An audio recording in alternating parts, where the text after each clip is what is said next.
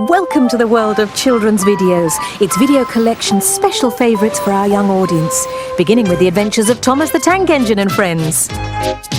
Hurry up, Thomas!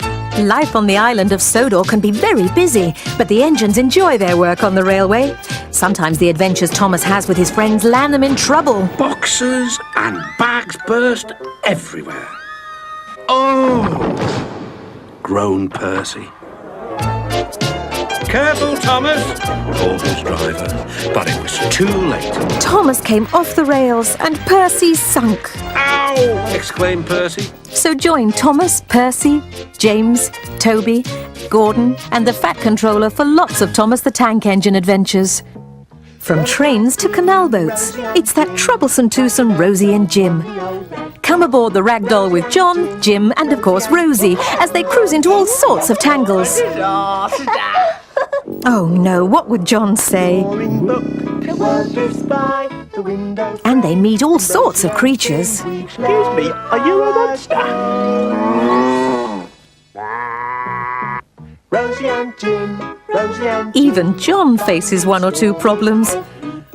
But it's all great fun for Rosie and Jim.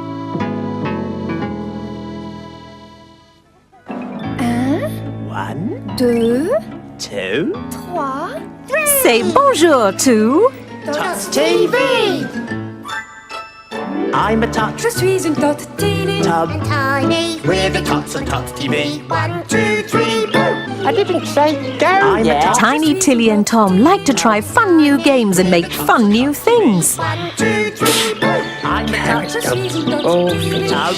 But sometimes the things they do don't go quite as planned.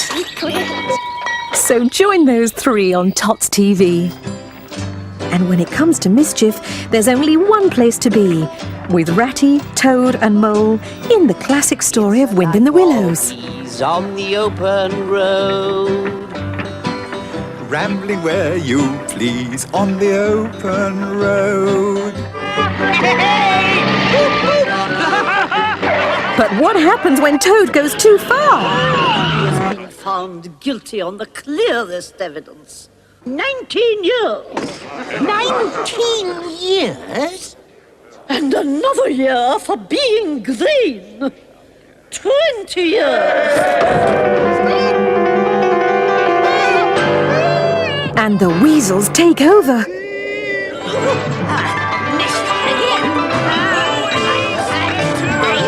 Find out in the exciting adventures of the Wind in the Willows. Yes, it certainly is a children's world with so many great video stories to choose from.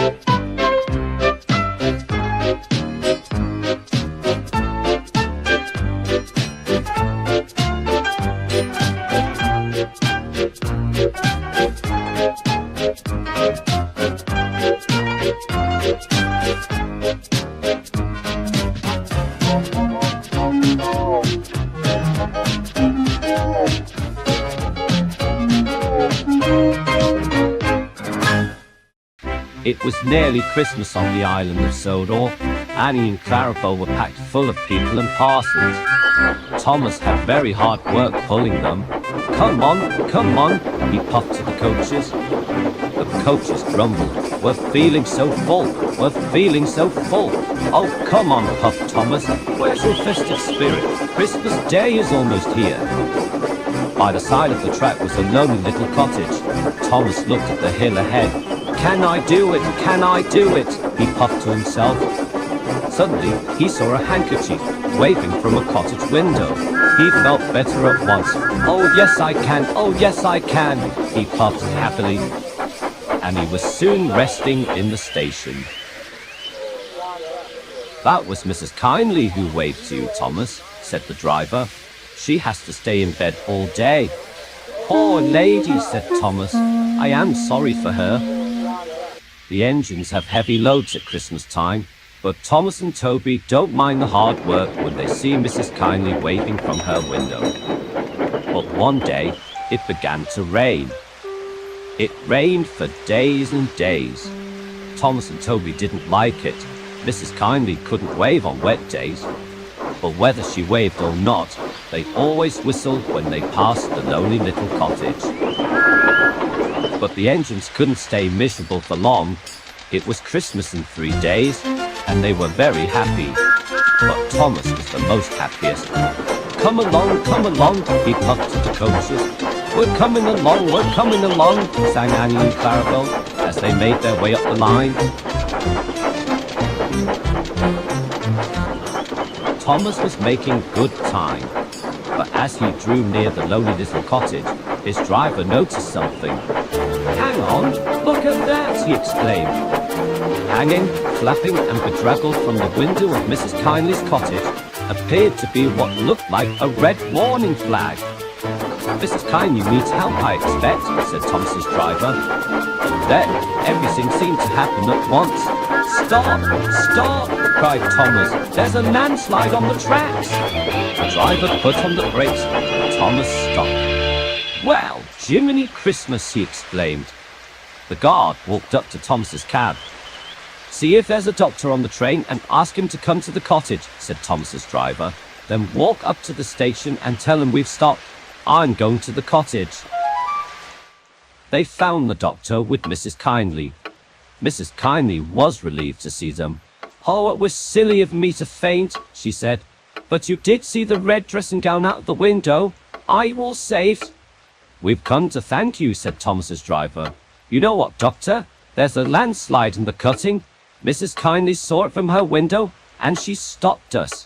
She saved our lives." They cleared the line by Christmas Day, and the sun shone as a special train arrived from the junction. First came Toby, then Thomas with Annie and Clarabelle, and last, but still very pleased to come, was Henrietta.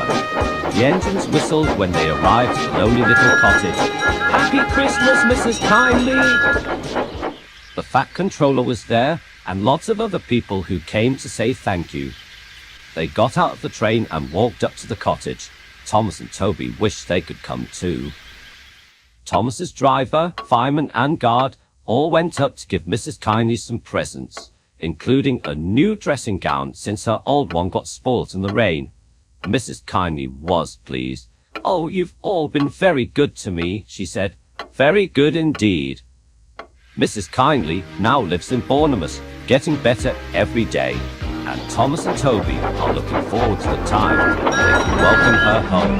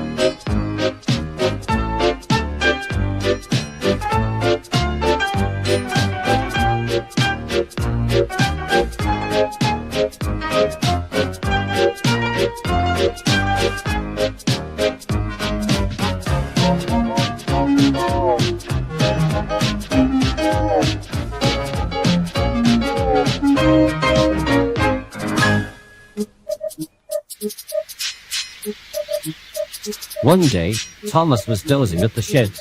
It was early morning, and a fitter was inspecting him before the day's work. He climbed on the tanks and shook his head. then walked away, leaving a sign reading, "Not to be moved." "Come on," said Thomas when his driver and fireman arrived. "We ought to get going. I'm going to be late." It was market day on Thomas's branch line, and he was to take the sheep to the market grounds. "Be patient, Thomas," said his driver. "We can't. There's a sign saying you have to stay here, and we don't know what's wrong." "There's nothing wrong. Someone must have left it there by mistake. I can't wait here all day. I have a train to take," said Thomas. The driver looked all around, but couldn't find a problem. So they went to fetch the trucks instead. Thomas had to wait for the sheep to be loaded into the cattle trucks, but he was far too eager to wait. He wheezed some steam as the last sheep was loaded. "Take your time, Thomas. There's no rush," calmed his driver. "We have to be careful not to disturb the sheep."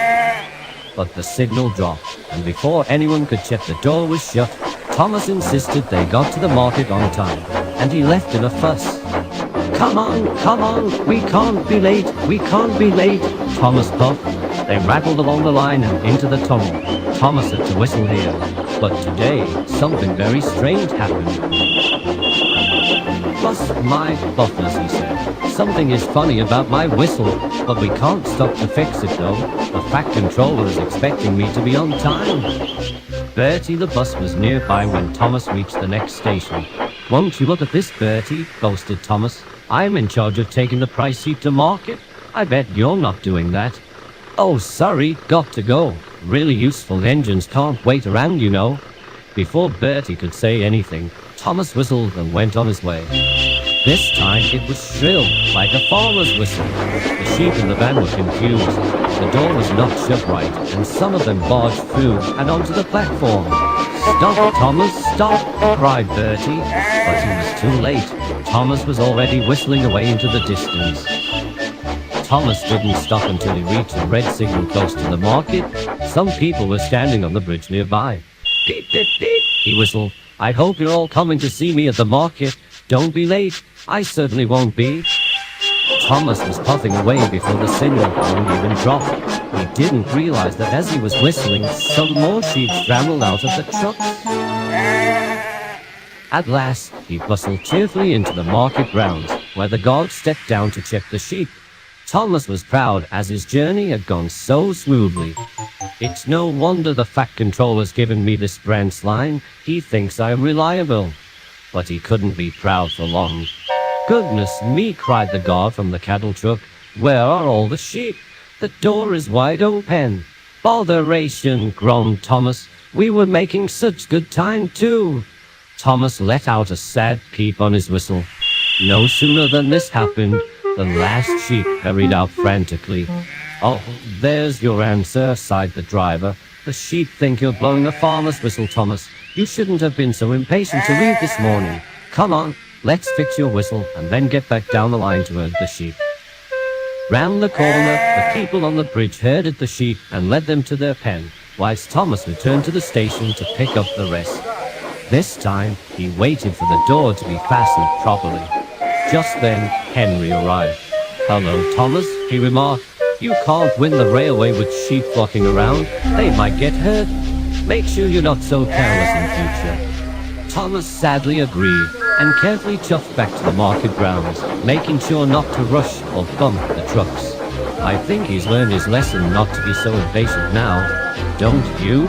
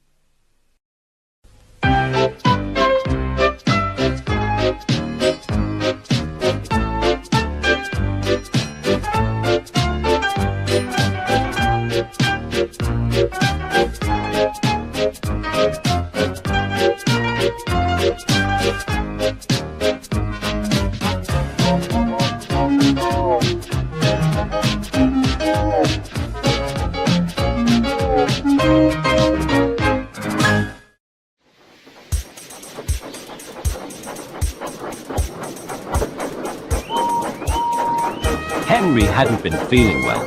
His small firebox didn't make enough heat, so he was often short of steam. He struggled valiantly on, but his trains were usually late. This made the other engines cross, but none more so than Thomas. One morning, Thomas wasn't at the junction.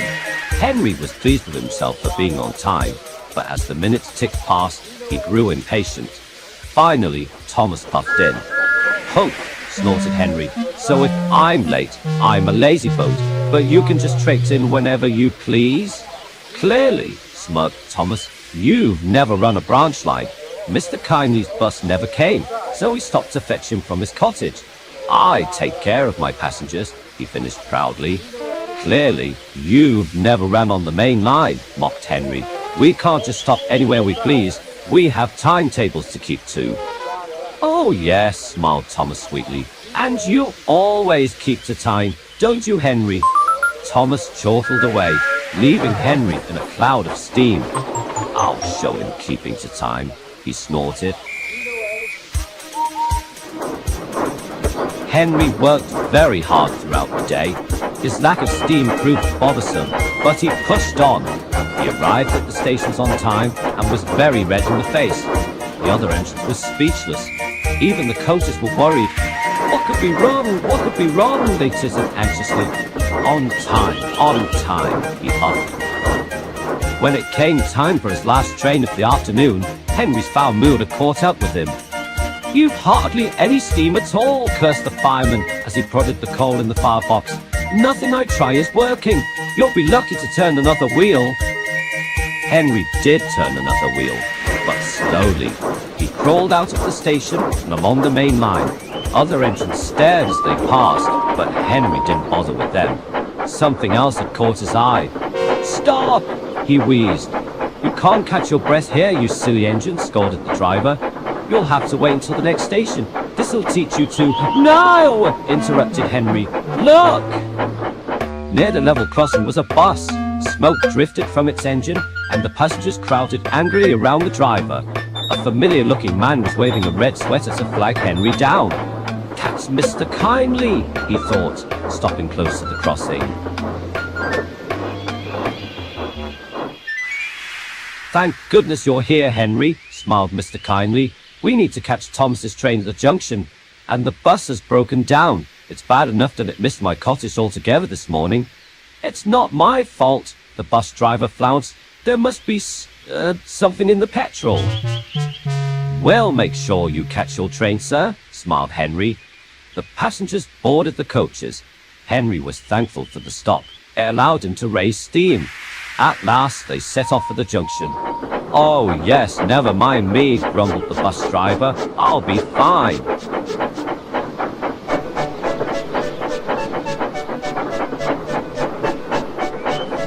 Soon, Henry steamed triumphantly into the junction. A fuming Thomas was waiting for him. 15 minutes late," he grumbled. "You're lucky that silly bus is late too. Otherwise, I'd have left your passengers behind. Would you have now?" Thomas jumped. Mr. Kyndley had heard everything.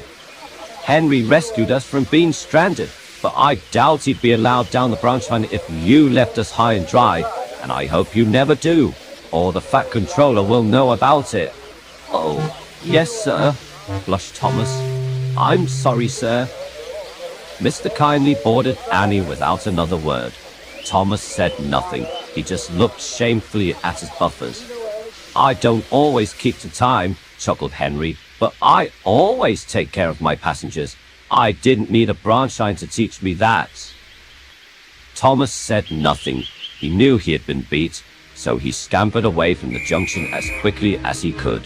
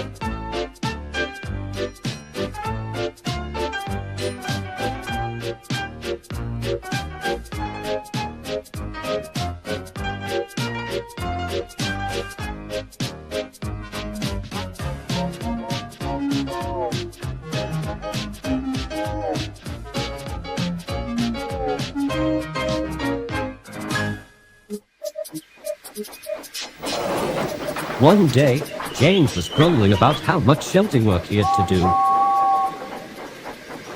I'm supposed to shunt trucks and coaches as well as for my own trains, he grumbled. How am I expected to keep my trains on time? Here, there, and everywhere. Rubbish, snorted Gordon. You just rush about looking busy. It's the sort of work we do that counts. Pat, snorted James, and puffed away. The big engines didn't take much notice. They knew James and heard it all before. Later, Edward came to the shed with the fat controller. Edward has a long train of heavy stone blocks to take to the harbor, said the fat controller. James, I want you to shunt his trucks for him. Bother, complained James. Why do I have to do all the shunting work, while Henry and Edward get to take the most important trains to the docks? Edward, who was a kind engine, felt sorry for James. Tell you what, he said, why don't you take my stone and I'll shunt your trucks and coaches in the yard? James felt better at once. The drivers and the fat controller agreed, and James set off to fetch his trucks. This is easy, he puffed to himself. What a splendid run I'll have. But his good mood didn't last for long. Every wise engine knows that trucks can be cheeky, noisy, and troublesome. When they heard James was pulling them, they jeered and sneered about it.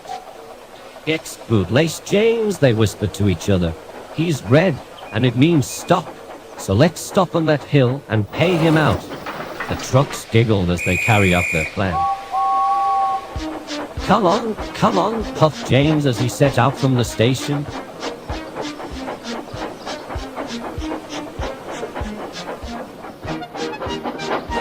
The trucks behaved well, and James was feeling very pleased with himself. Now stone is quite heavy, but the load was bad enough with the trucks making it worse. At some point, they tried slipping their brakes on, then they would stop and a string of jerks ran along the train. They'll break a coupling if they're not careful, James said to himself. He was determined not to be beaten, until he reached the top of Gordon's hill. James always has to stop at the top of the hill to pin down his brakes. No sooner than he did that, when the truck's chance had come. Go on, laughed the trucks. They banged their buffers together and pushed James all the way down the hill. Help, cried James. I can't stop. The driver fought for control. Steady old boy, he called. The next station's up ahead. You must alert the signaller immediately. Whistling loudly, James raced past the signal box. The signaller saw everything and set the signals of danger. Then, shutting off steam and applying the brakes, the driver carefully slowed James down. When he had the trucks under control, James finally stopped, just outside the station. Phew, he sighed with relief. I don't understand how Edward is able to control these trucks. When James got back to the yards, he was exhausted. All he wanted to do was to get back to his shunting, but the other engines had heard everything. Well, chuckled Gordon. Here's James, coming back after doing some proper work. I expect he needs a rest now.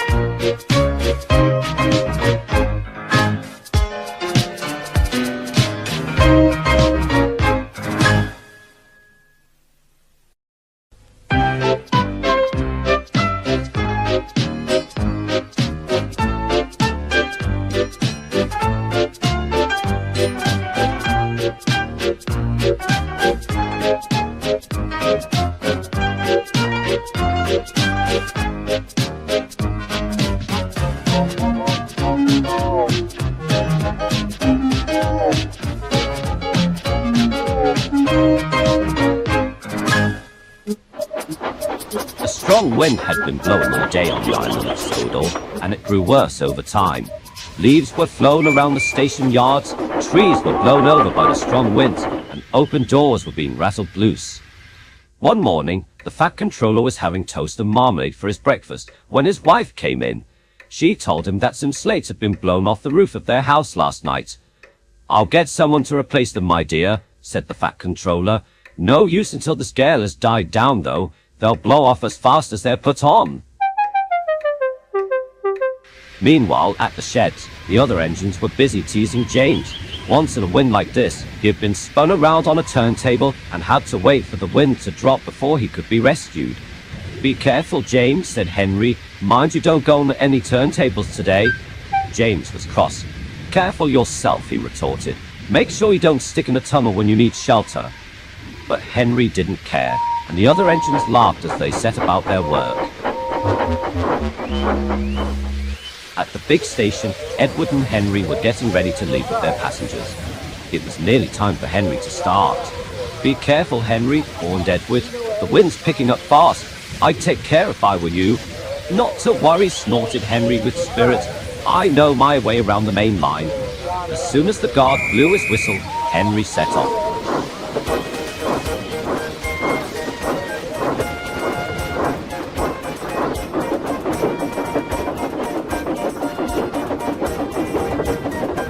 Since he had his rebuild approved, Henry had been performing much perfectly. People always came out to wave at him, and little boys took his number as he passed, in spite of the wind. Henry was glad that they were out and about, even in bad weather.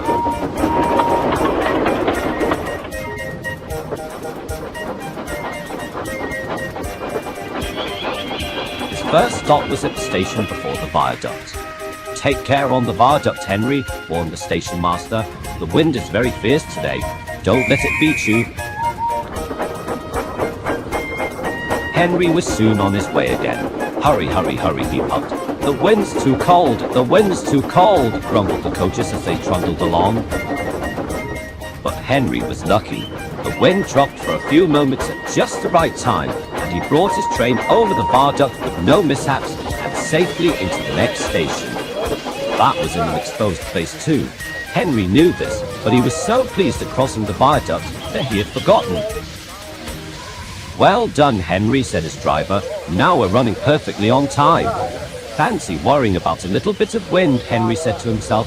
"Now I have no more stops until the last station. That's one in the buffers for James." But what Henry didn't know was that sometimes, in the most fiercest of winds, there can be trouble. Henry puffed cheerfully through the countryside.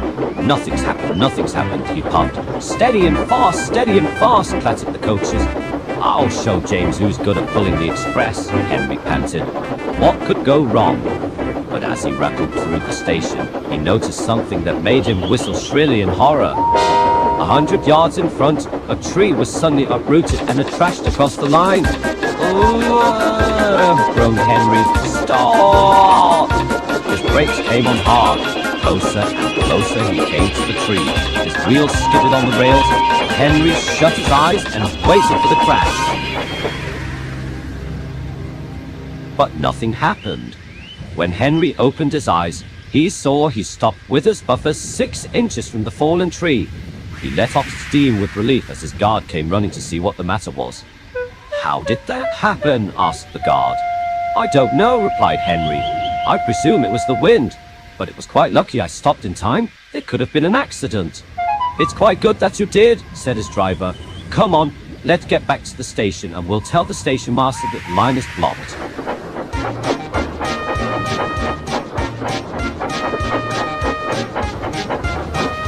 Henry pushed the coaches back to the station, and the passengers all came to congratulate him on avoiding a nasty accident.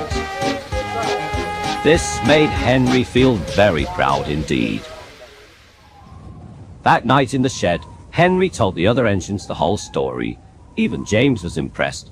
"Well done, Henry," said James. "Perhaps it is useful to be able to stick when you need to after all." And Henry, the green engine, had to agree.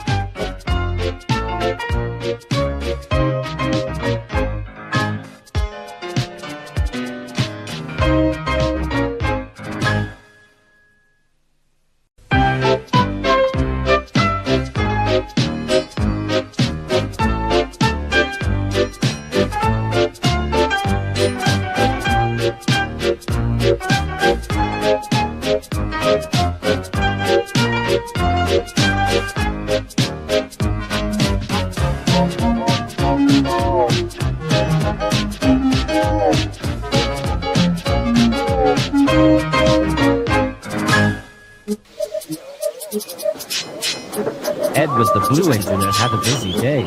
Taking passengers along the line was hard work for an old engine, and as he stopped at the junction, he was looking forward to getting back to the sheds.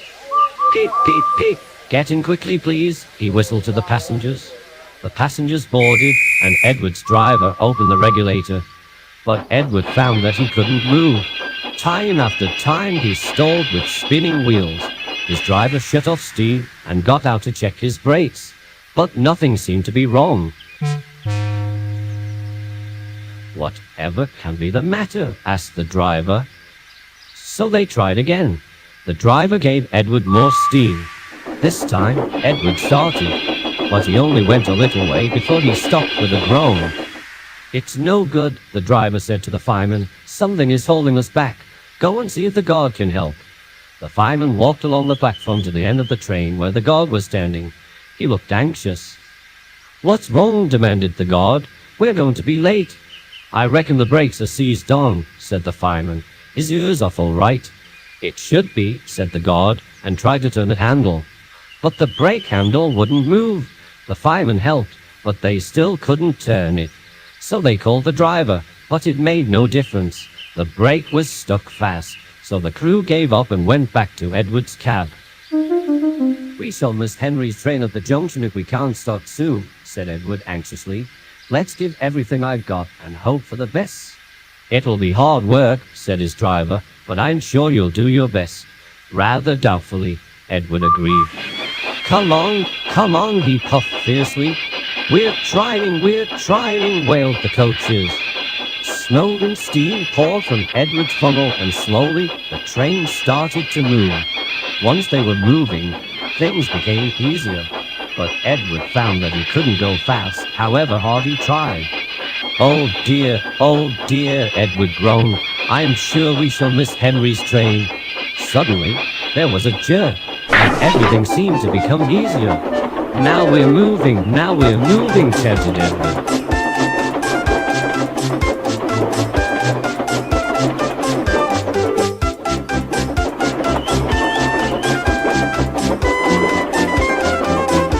Edward soon made up for lost time and arrived quickly at the junction.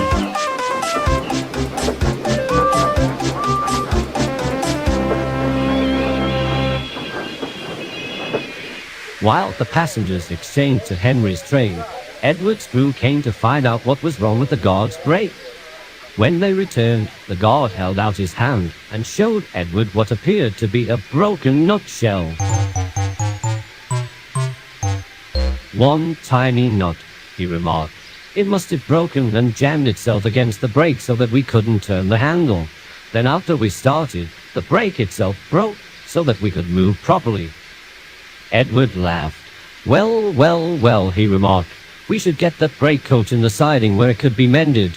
Whoever thought that one little nut could cause so much trouble?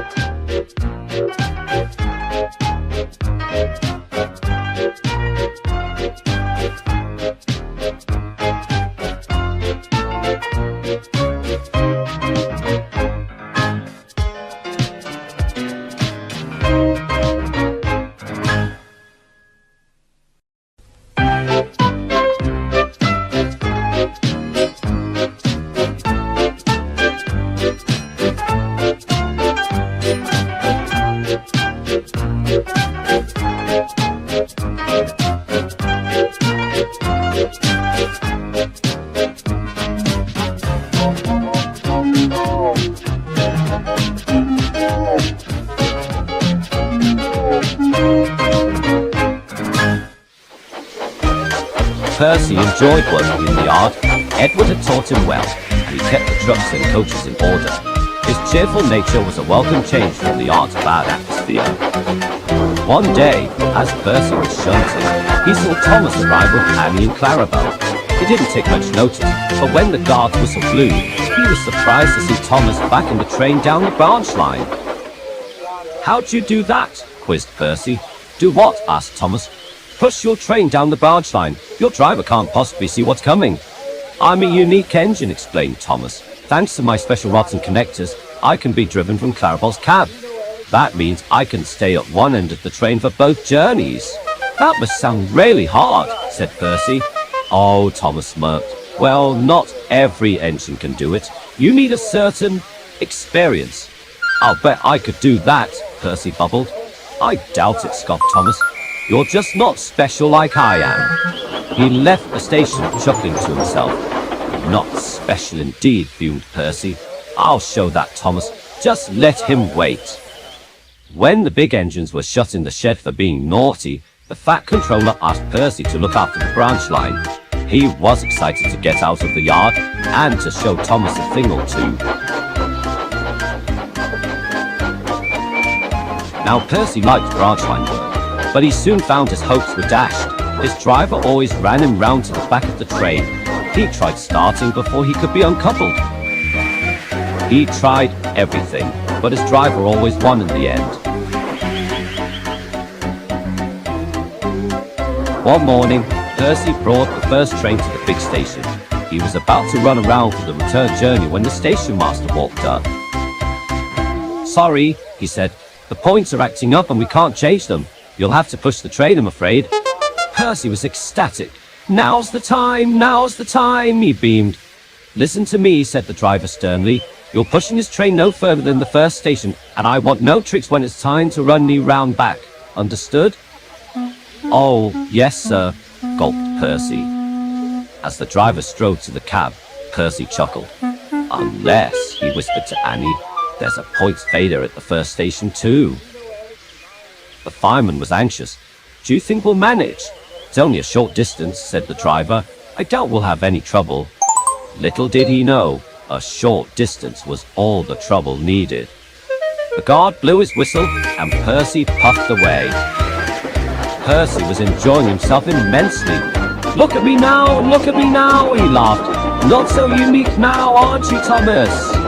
The driver was having a hard time seeing, and the guard kept a good watch of Clarabelle. "Steady now," he fumed. But that's when the trouble appeared. A lorry had stalled on the level crossing. The driver grunted as he continued working on the lorry's engine.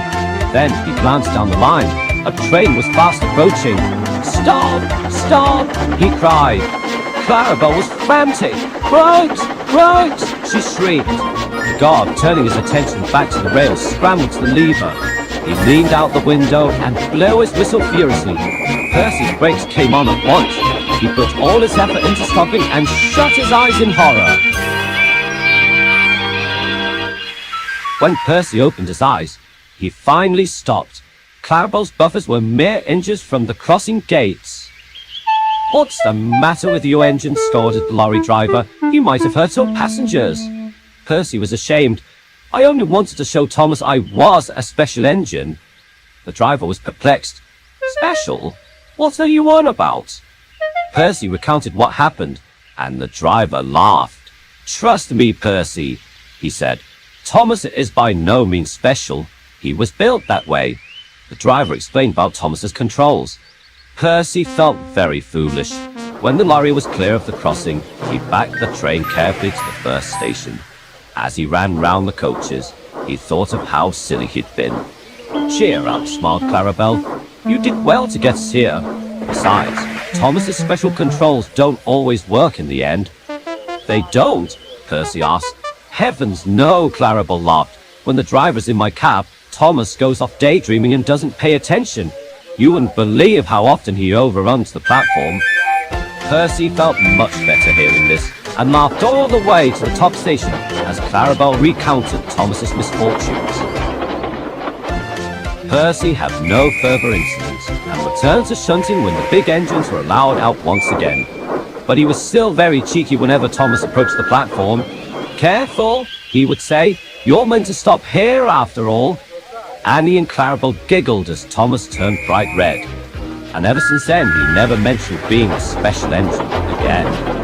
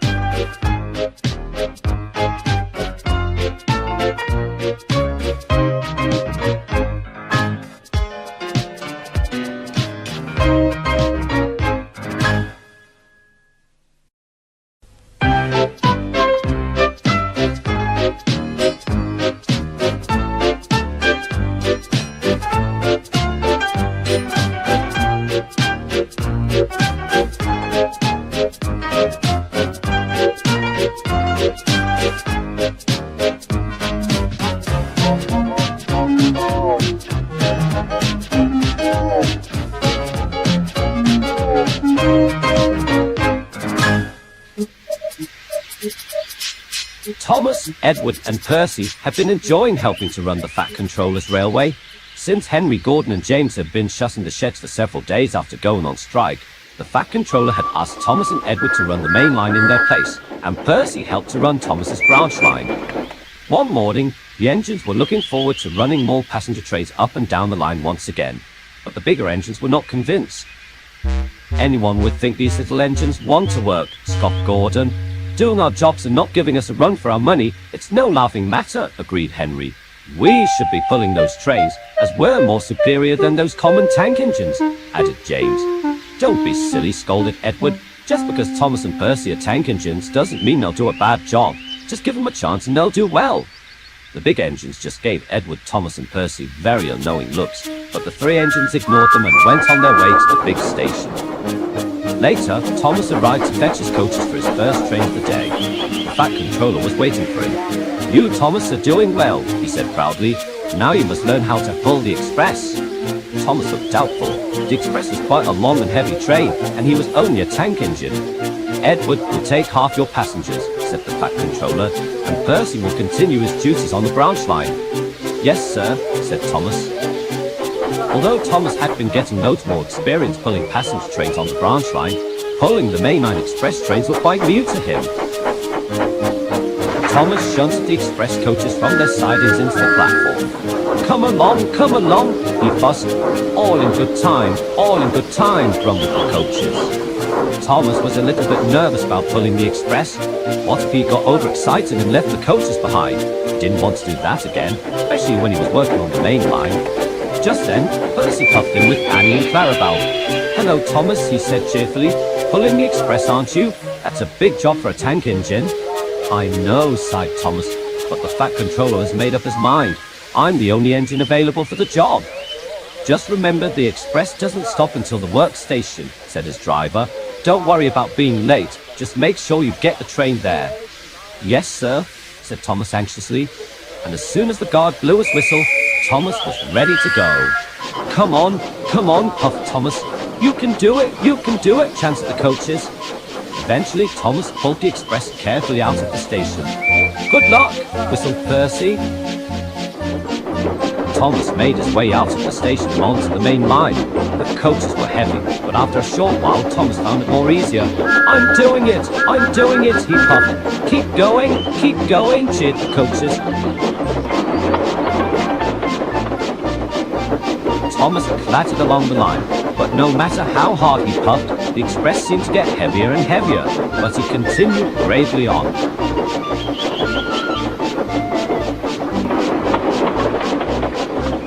At the junction, Percy was talking to Edward about Thomas pulling the express. Are you sure it's a suitable job for him? Edward asked. He's only a tank engine. It's the Fat Controller's orders, said Percy, but I don't understand why the job should be given to him. You're more stronger than us, Edward. The express should be your job. Edward chuckled. I'd love to, but I'm not as strong as I used to be. Just then, Thomas whistled bravely as he pushed after the express. Hurry, he puffed triumphantly. Edward and Percy watched in astonishment. He's actually doing it, remarked Edward. I didn't think he'd try that hard. You'll more likely burst a safety valve, said Percy. Meanwhile, Thomas found that pulling the express was a lot harder than he thought. I'm used to pulling branch line coaches, he thought to himself. This train is very heavy. Thomas was so exhausted that he had to stop at the nearest station for a rest, and that gave him an idea. I know, he thought, I'll let off the passengers so they can look around. But Thomas hadn't thought his plan through. No sooner had the passengers got off the train when Thomas suddenly started off and left them behind. Thomas found it difficult to pull the heavy train up Gordon's Hill, but eventually, after a lot of hard work, he reached the top and ran smoothly down along the line to the next station.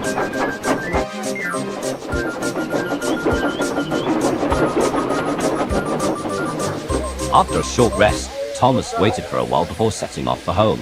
Just then, Edward arrived with his passenger train. "Hello, Thomas," he said cheerfully. "How's the express run?" "It's going well," replied Thomas. He didn't say to Edward that the train was quite heavy, and he wanted to make it lighter. "I saw some express passengers were left behind when I was on my next journey," Edward said. "You don't know what happened to their train, do you?" Thomas gulped. No, he said anxiously. "I don't know who pulled their train. It must have been Percy." "But Percy's running the branch line," said Edward. "It's only you and me that are running the line as of now."